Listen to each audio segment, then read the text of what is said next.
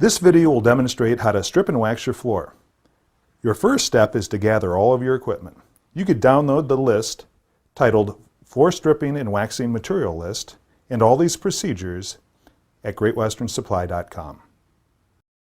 First, you move all the furniture and obstructions and run a dust mop over the floor to remove the loose debris. Tape off any doorways or carpeted areas and put out wet floor signs.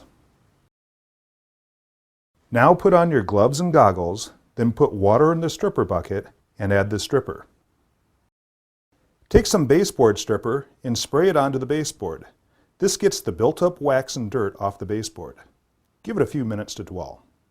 Use a swivel utility pad to remove the built-up wax and dirt on the baseboard. Use a rinse mop to remove the remaining buildup, and you're done with the baseboards. Now let's add the floor stripper to the floor. Simply pull the saturated mop out of the bucket and flood the floor.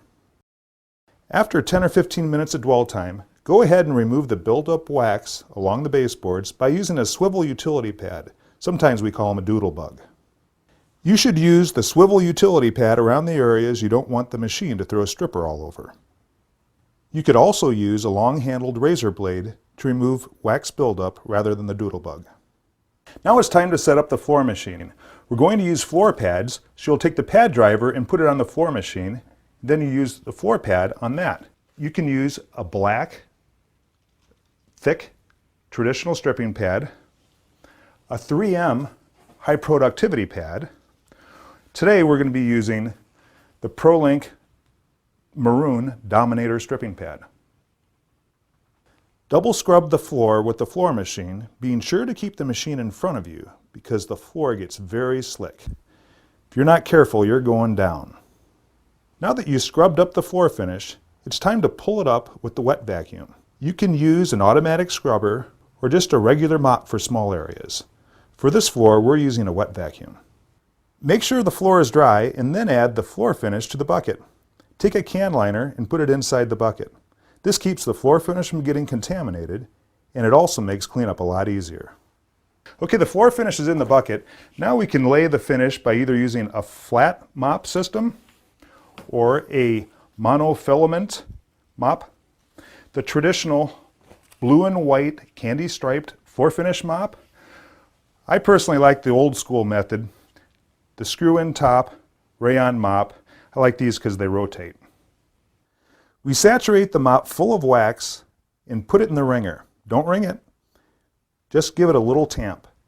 Now pull it out and you're ready to go. We start off by doing an outline of the area you intend to finish.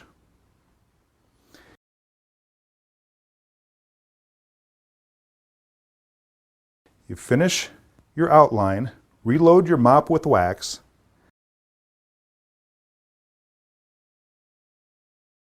and then you fill in the center with a figure-8 motion.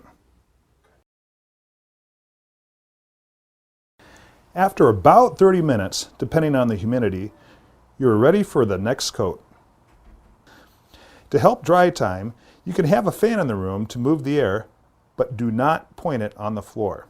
It's best to wait around 10 minutes after the finish has been down to start the fan. We suggest putting no more than 4, sometimes 5 coats of finish down per day.